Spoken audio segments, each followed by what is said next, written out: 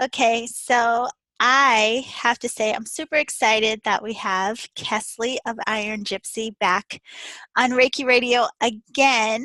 I was looking back to see what you shared with us last time, and you were very open and honest enough to share how to overcome perfectionism. And so I'm really excited to have you back again in your honesty, my Aquarian sister. Welcome, Kesley. Yes, it's great to be here. Back on Reiki Radio, and just anytime we get to share space, it's wonderful. Yes, and do you realize, I mean, it was such a while ago, time is going by so fast. So one of the first things I wanted to ask you, because I know we'll be talking a lot about vulnerability today, which is a huge topic. What has been going on with you personally in your practice and experience and opening up with Reiki and meditation and all of the beautiful tools that you've learned? Just kind of like, what's been going on with you since we last got to speak to you? Oh, Yolanda, that isn't that a loaded question?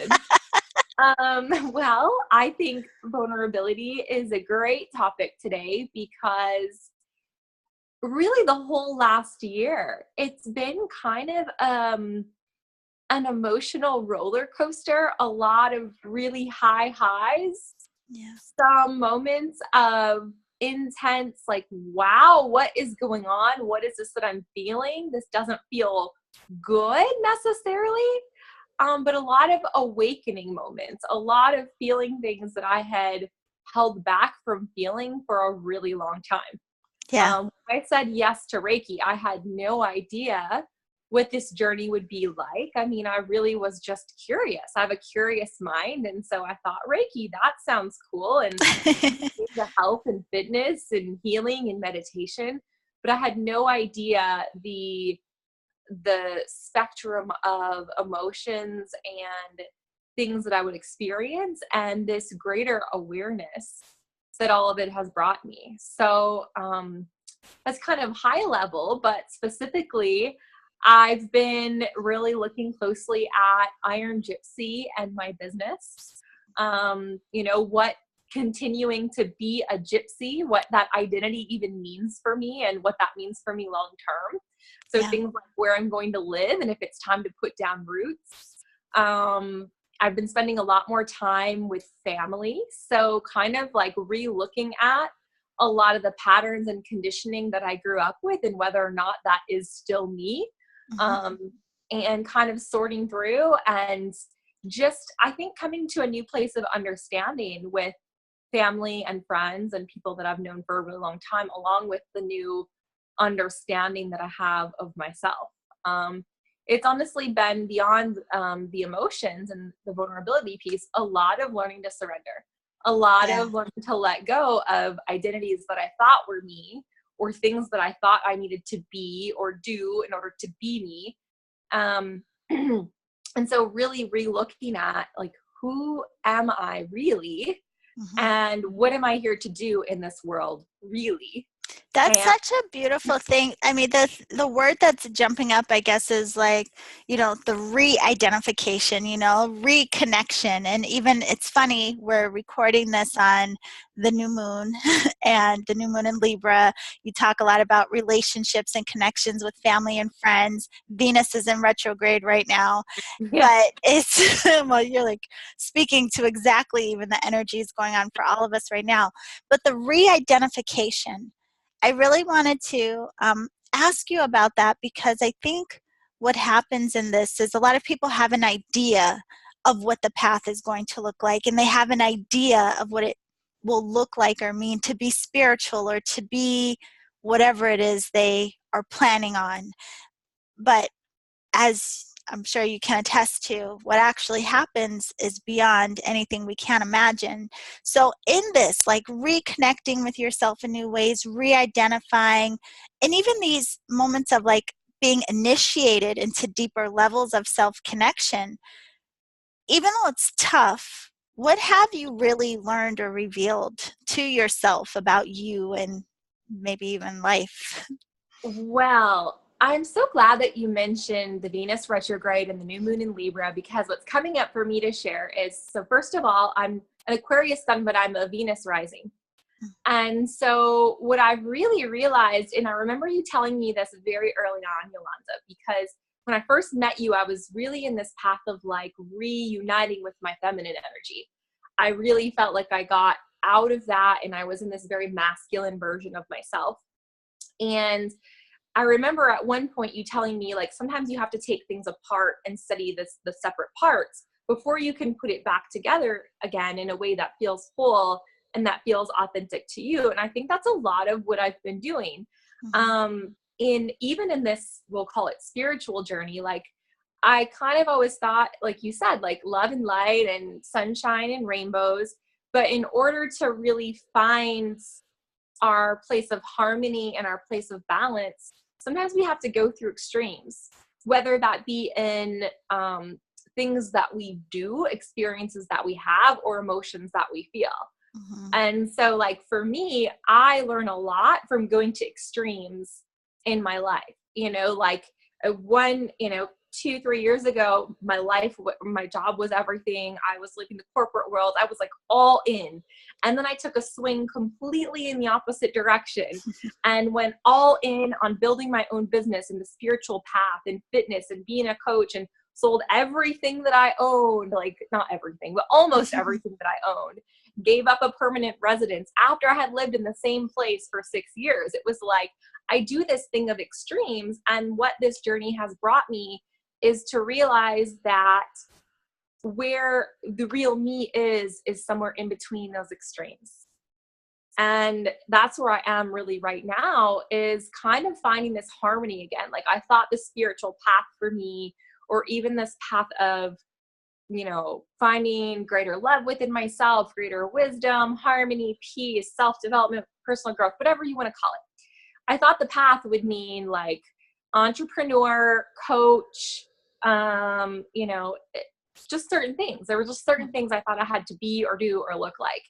And I took it all apart, and now I'm assembling like certain things back together again. Like I'm actually back working in a similar job to what I was doing when I was in the corporate world doing consulting work. I'm doing that alongside coaching and Reiki and astrology and all these other things. Yeah. And I'm putting the pieces back together again. I've had a lot of people who kind of were out of my life, and some of the relationships I had when I lived in that world kind of come back in. And I'm seeing myself in a new light, and all of that is taking on a different feel, and it feels more like me this time, even though I'm back in some of the same situations, some of the same elements of my life that I completely got rid of and cast away because I didn't think it was the path for me, it wasn't the real me, are now back. And I'm like, wow, this does feel like the real me. Well, I have to say, I'm glad that you bring that up, because a lot of people think that their spiritual life or the spiritual journey has to be very separate from, a more traditional lifestyle. And, people get really afraid of losing their spirituality by associating themselves with more of a traditional life, or people who may be on different paths. But the beauty in all this, you really speak to two things. One, the duality within ourselves, the duality in this life, and how it really is about finding that harmony within ourselves. Like, that's what all of this is about at the end of the day. But also, I love that you have recognized your ability to be spiritual, and in your practice of whatever that looks like to you, even in incorporating back these traditional lifestyles, because that works for you. And I think that's the thing, is people want to model their path or think it has to look like other people and all of these things, when there will be certain things that you value, like certain stabilities and securities that may be very important to you, Kesley, as a person, who can also bring into that these spiritual principles and who you are. So have you noticed a difference in even how you're showing up in the corporate world, now that you have taken that pendulum swing all the way into the spiritual side? Yes, definitely. A lot of people have said that like they notice a bit of a difference in me and how I show up. like the light in my eyes, or just how I handle stress, things like that. But I think for me, it feels completely different. It feels a lot lighter. And some of the conversations I'm having with people, I never would have had before. I always had this fear of like really being myself in that world, in that environment, because I wanted to be a leader. I wanted to be a manager. I wanted to be respected. And, you know, I always felt like I didn't know enough, or like I wasn't old enough or mature enough, or, you know, all the limiting beliefs that we have about ourselves, or wasn't needed to prove myself in some way, or, you know, there were actually some messages that I received from certain people very early on that were like, well, you can't just be nice. You can't just be a nice person. Like, you've got to prove yourself in this world. There were some really like challenging moments when I first stepped into that world, but also some very beautiful moments where I really started to find myself even when I was in that environment. But I'm definitely just seeing a change in the way I feel, the way I show up, the way I'm a lot more brave in the conversations I can have with people, and be like, actually be vulnerable, be myself, say like, okay, I practice Reiki on the side, or, yeah, this morning before the meeting, I did my meditation practice, or whatever, you know, I get into a lot of conversations about people on astrology because I just ooze it. I just love it. I talk about it. I can't leave it out. And so it's just now become part of who I am and the conversations that I have. And you know, some people feel like maybe are kind of like curious, like that's interesting, or that's different, or maybe even uncomfortable. But I've become so comfortable in it that it is me. I can't turn it off anymore. See, that's the key. In listening to you, I'm like, it's interesting because I think we all go through various roles in our lives, and wanting to fit into different roles and personas, and, you know, whatever, job titles, you know, just all the different labels that we have throughout this experience. But it sounds like you are now just authentically you, no matter which role you're in. Do you know what I mean? So it's like, yeah, you may be in a role, but the character is always you. It's not that you're getting lost in the role itself, but you're sturdy in who you are in coming into that role and making it however you define it. Yes. Yeah. You know, and it has been very healing, because I think my whole life, as you said, I was always searching for this thing. Like, I even think back to like when I was younger in high school, and I was involved in a lot of different things. I was in sports and band and choir and drama and speech. And it always kind of bothered me because like I didn't really fit in with one group. I never really felt like I had like a thing that was me. It was like I was all these weird things. And, you know, like I think as an Aquarius, we kind of like always feel like we're like the weird one, right? Yeah. We kind of are. We're kind of the offbeat one. And what I realized is like, no, that's who you are. Like, you're born to have a lot of different interests. You're born to enjoy a lot of different things and have a lot of different. I think the other really healing thing is like embracing all the different parts of yourself. Yes. And all the different emotions. So like, I really held a lot around like wanting to show up as this like happy, like upbeat, positive person all the time. And I was really afraid to let anybody see me for anything less than that. I had to be strong. I had to have it all put together. I mean, we had many conversations on this, Yolanda. Like, I think you saw it the first time you met me, like, there's something more beneath the surface. And I just held so much of that in. And that's where the vulnerability piece came in, was like, I was afraid to feel anything but happy or joyful, or to look at the shadow or look at the areas that were uncomfortable. And I'm not going to say that I surrendered to that process easily, but you know, you have enough moments of this hurts too bad to continue to keep up this facade, and eventually you let it fall and you cry it out and you get back up again and say, wow, I actually feel better now. That's kind of how it's worked for me. Well, you know, there's two parts to this. I mean, because one thing I want you to talk about that you said that really struck me in our recent conversation we had behind the scenes was that you were learning to feel your emotions. And I think that is so powerful, because I think a lot of us don't even recognize that we don't know how to feel our emotions, right? But when you were just saying what you were saying, one of the things I have to say, when I first met you, it speaks to a lot of our programming, right? So aren't you like the eldest of your siblings? And I mean, that puts like certain pressures on us. And then you were, you know, in the fitness world, like doing pageants and things. And so there's a very specific type of way you show up in these. So it's like you've had so many different opportunities or experiences of conditioning where you would have to be the strong one, the pretty one, the perfect one, the together one, all of these things. So I think it has been amazing watching this process for you, which, by the way, I mean, as much as you might think like, oh, this was like I was in resistance, you kind of cracked pretty quickly. I mean, I don't know that I cracked my own. I believe it's just part of your path for some reason. And for some reason, I knew that you were the right teacher and you really helped me. I mean, I don't know. I was in Costa Rica. It was about a year ago when the cracking open happened. And I can't even describe. I can't even describe it. It was just this feeling of like, something's got to give, something's got to change. I'm so uncomfortable trying to hold it all together. And, you know, I can't say that like I wasn't functional or that I lost it or anything like that. Right. It was just this, like, I just needed to cry. I needed to feel. I needed to learn how to feel my emotions and give myself the permission to do that. And go ahead. Sorry, I just wanted to ask you because I also was a person who had to learn how to feel my emotions because I didn't realize I was so heady. You know, part of that Aquarian thing too, we're very logical. Like, oh, there's a problem. Let me figure it out up here. I'm not, you know, do you have a way, and even in your coaching and working with people, like even just one suggestion to help people understand what that means? Like, what do you mean feel my emotions, especially for people like us who had a hard time with that?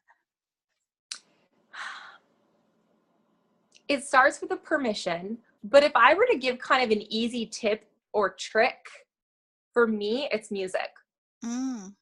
Honestly. And I think I've seen it work with a lot of clients too. I mean, meditation always helps and journaling, but when I'm in that state of like meditation or journaling, I can tend to be in my head. I'm not actually feeling. Music is the only thing that I've found that without the conscious, like falling apart, without the falling apart, I can get myself there when I know I need to get there. And so what I'll do is I'll play a song that I know is going to be a tearjerker. I know is going to bring out whatever it is that I need to connect with and feel. Yeah.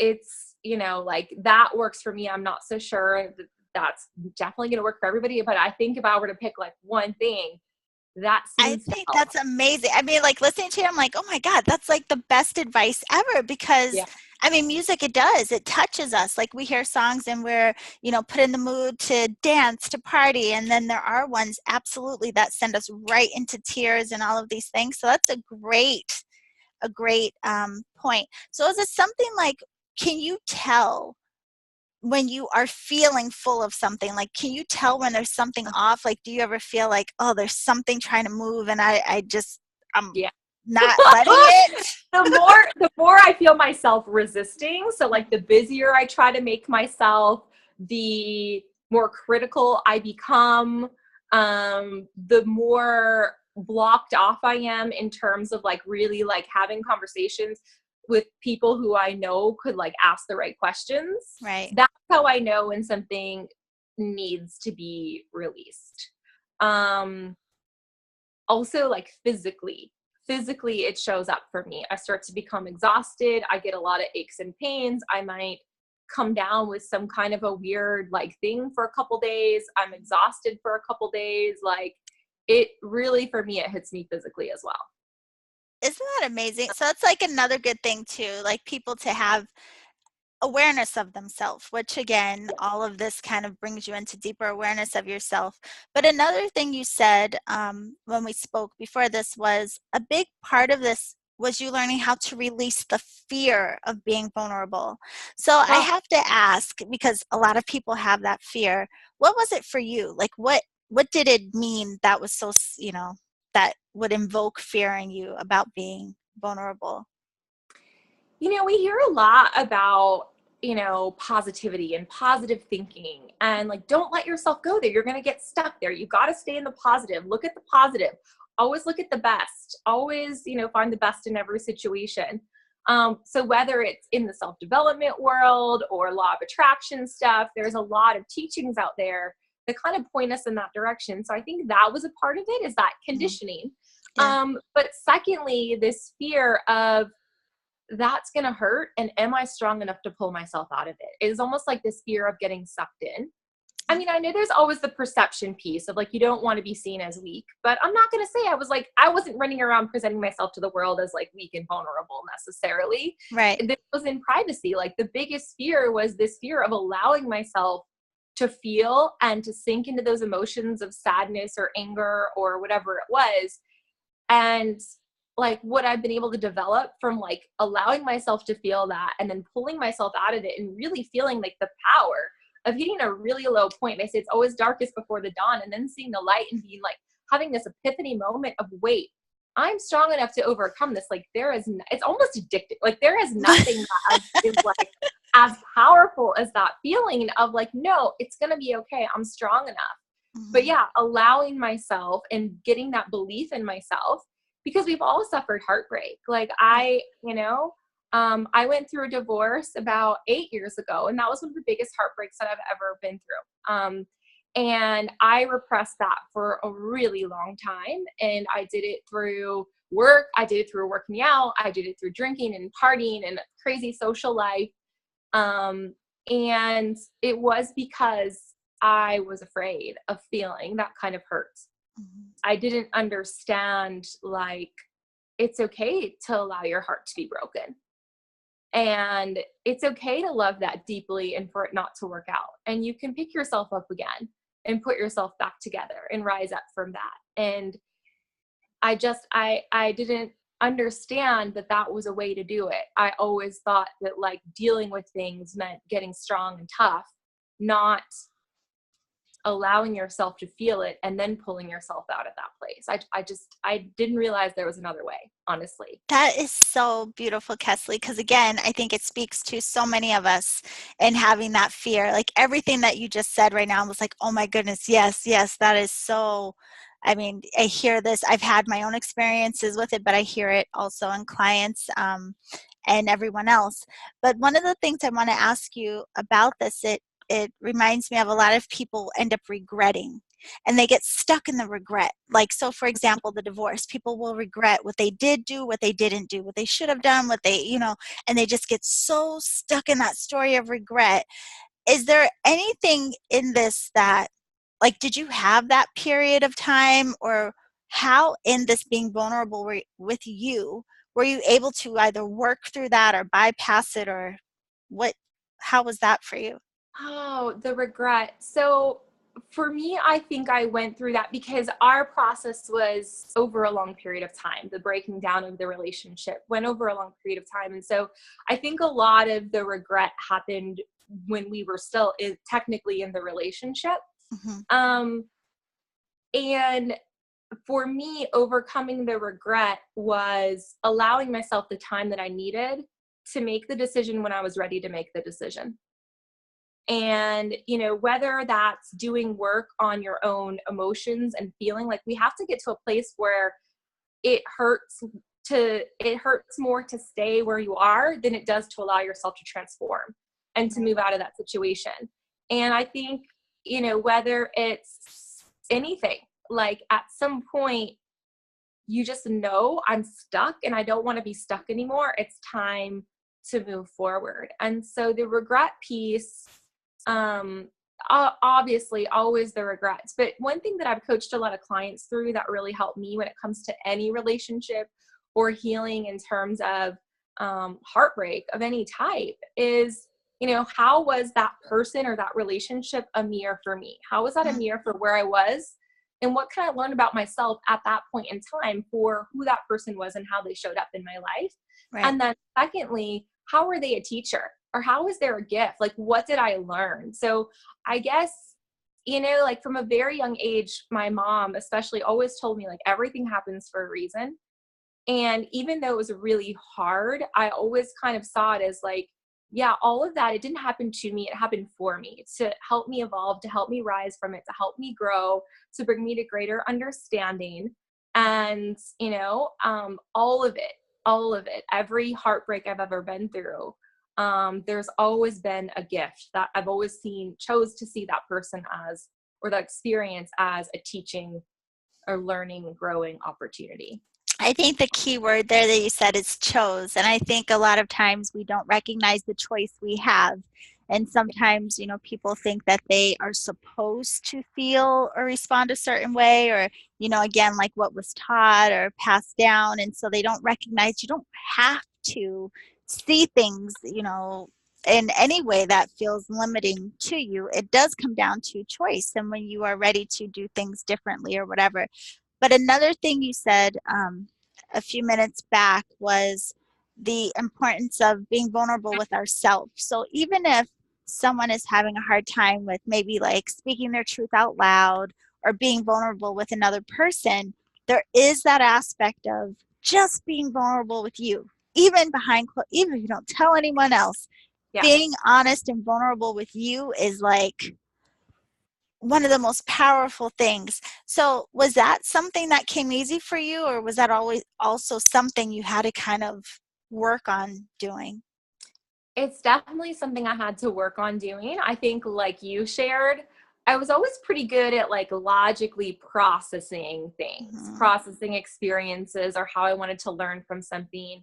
But sometimes in order to really evolve and transform, we not only have to logically analyze something, we have to bring ourselves through the range of emotions, the plethora, the crazy, kind of up and down and all around that, needs to happen in order to truly process and truly let go.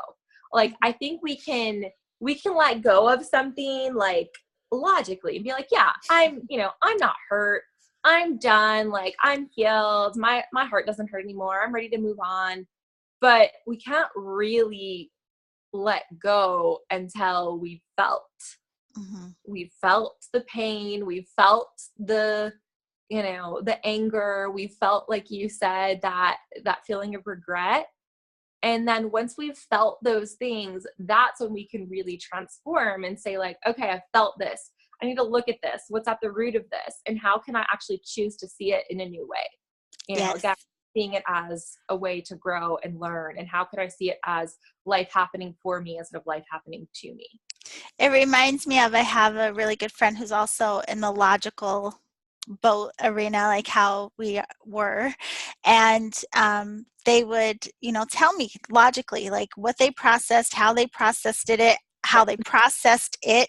I'm over it, blah, blah, blah, all of these things. And so then some time would go on and something would trigger that thing. And they would be highly upset and like, they were just like pissed off. And they would then be upset at themselves for having a reactionary emotion. And it's like, there's a difference between, just allowing yourself to logically process versus feeling. And when we do that, when we're not open and honest with ourselves, that's where it shows up. It'll show up in where we're triggered. It'll show up in our behavior. It'll show up in like, I think people don't even recognize when they have those attitudes of like, I don't care, I'm done and I don't care. But there's a lot of like spitefulness and upset in that I don't care. And it's like, it sounds like you do. But and it's a really interesting thing. I always tell people, if you just write down every day, how do I feel? Just ask yourself, how do I feel? And it may be hard at first to tune into that, but if you keep asking yourself consistently, how do I feel?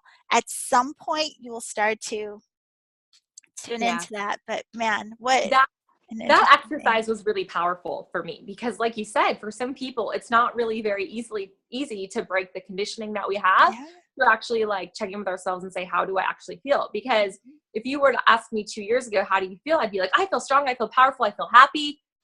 Not really like checking in. I didn't even have the internal resources to be able to do that at that time. It was like the logic of my mind was like, well, this is how you need to feel. This is how you should feel. This is how a good person would feel. It was beyond my consciousness at that time to be like, well, there's another way to do this. And it's okay to like feel those things and then choose otherwise. But we can't, it's like we're choosing in the dark. or we're repressing those things, and then those feelings are controlling us anyway, right? Like you said, like we're triggered, and that sense of anger, resentment, or whatever, jealousy, is controlling us in our reactions, but we're not choosing it. It's controlling us. We're not taking control of our minds. Well, honey, I have to say, I have to point out, you really are one of the strongest women. It's one of the strongest people that I have encountered. One, yes, even in physical strength, honey, you are no joke.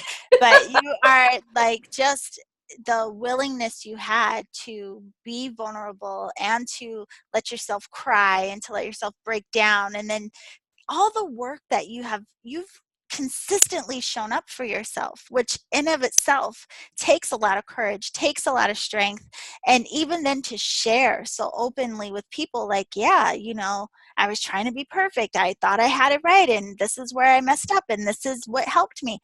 It takes so much courage to share that with other people. So when I tell you, my heart beams when I think of like being able to be a part of your journey, watching your journey. Everything that has gone on with you is just astounding. But you also bring up this point, and I want to make sure I ask you about this before we go: the strength and vulnerability. Because I think a lot of times we are afraid to tap into that because of the weakness. Like, we're afraid that it makes us weak. We'll fall apart. I will be out of control if I feel anything, and I have to hold it together. But have you found any strength in vulnerability? And what would you say to people who think it's, a fear of being weak? There is no greater strength than allowing yourself to be real and be honest with yourself, and to feel and to sink into a place that's uncomfortable. Yes. I wouldn't call it bad or low. I wanted to say like low, but that's not even what it is. It's just uncomfortable. Yes. And the only reason it's uncomfortable is because we resist it. Mm-hmm. And it's, fear is really just like that sense of the unknown. And once we allow ourselves to feel and we experience the broad range of emotions that exists, and we can overcome that and say, and now I have the power to choose how I want to feel. Yes. That's when we come into true power, is when we choose our emotions from a place of consciousness, from a place of full awareness, rather than letting what we don't want to feel actually control us beneath the surface. So I think it is the greatest sense of personal power that I've ever felt. I always looked for my source of validation from the outside and from approval from other people. And honestly, I don't know that I ever would have started to break that pattern had I not learned to trust myself and trust myself to just be real and feel. And, the inner trust, like really what started that, it's interesting, was learning Reiki and learning how to use my intuition and tune in and tap in and use all of my senses. It kind of started there, and it just kept going. And it felt really like I didn't think that this was where it was going to go, but it is the most rewarding journey that I've ever been on. Oh, that is so beautiful. Yeah, it struck me too. You just said using all of my senses. Someone just recently asked me something about that, like how do they get to know themselves or become more aware? And I'm like, start paying attention to your sensory. And they were like my intuition. I was like, all of your senses. Pay attention to what you see around you, because so many times we're so disconnected and not tuned into our environment, let alone tuned into ourselves.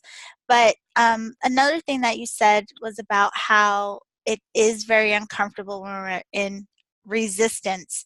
And I think that's another good one to highlight for people, because sometimes we don't recognize we're the ones amplifying the discomfort because of how much we're fighting against or resisting feeling, changing, acknowledging all of these things.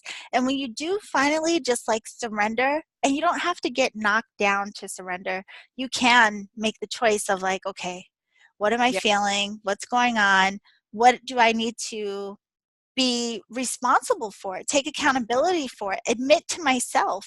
Yeah, again, like you said earlier, it's uncomfortable, but it's a lot easier when we stop resisting our own growth. The one thing that we keep saying we're seeking, right?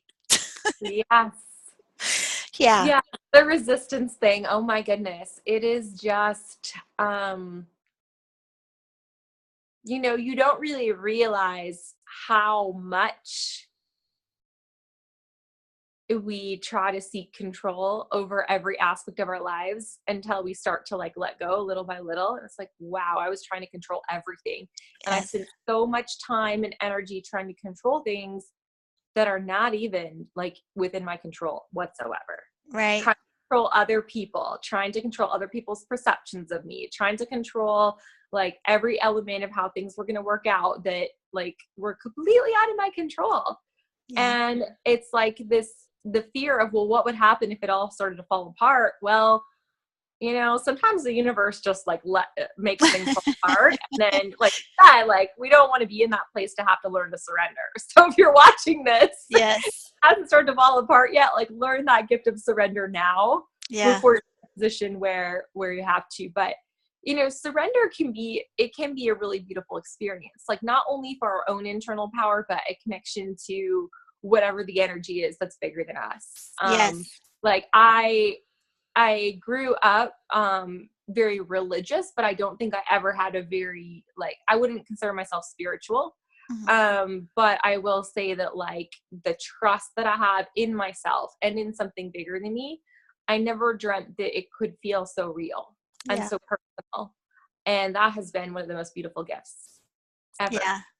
I Worth think all the that's the tears. thing. It's the experience of it, because it really is. I mean, as much as we share and support each other and, talk about these things, there are some aspects of it you just truly can't articulate. And what you just said reminded me of the Tower card in tarot. Like a lot of people see the Tower card and they get freaked out, like, oh no, destruction, like what's happening? But I think of it as like such a gift, because if we resist and resist and resist, at some point the universe is going to step in and just like pull that rug from under us. But it's to benefit us. It's like to Yeah. help us move forward, whether we're kicking or screaming, but we have choice. So I know that you are doing so much beautiful work. I know in the past you're working a lot with women. You do online training, you do in-person training and consulting. I mean, you even I've learned and dove head first into astrology. I mean, it is just amazing all that you are soaking in. So for people who want to work with you, connect with you, learn more about your work, your stories even, where can we find you? My website is KesleyTweed.com. Or check me out on Instagram. It's at Iron Gypsy Life. Iron Gypsy Life. By the way, I love that name, Iron Gypsy. Like, Thank you. it's just like so you wrapped up in a pretty little bow, Iron Gypsy. And do you want, or because I know like in your own life, again, like how we started off in this, like you do have a lot going on in your plate. Like you have some aspects of life that are very traditional, but then you also have, you're showing up in this spiritual essence of who and what you are in your truth and vulnerability in every leg of your life.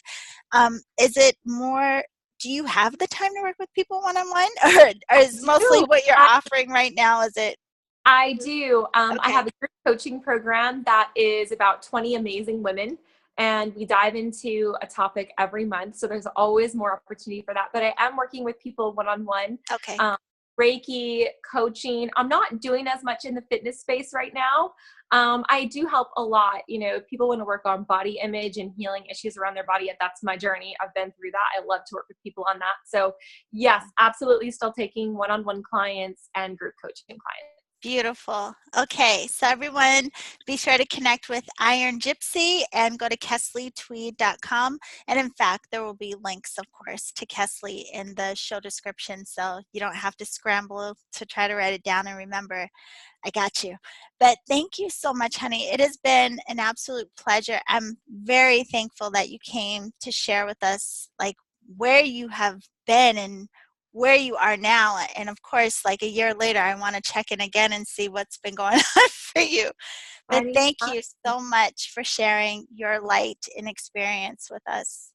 Thank you. Thank you for all you do, Yolanda. This is how I found you, Reiki Radio. Reiki Radio. So I will forever be grateful for Reiki Radio and for the work that you do and for just who you are in your light. Oh, thank you so much, babe. And I'm sure behind the scenes, like, listen, we have to plan to get together because I would love to do something together. Like 2019, the Aquarians, we're coming for you. We're coming in. I love it.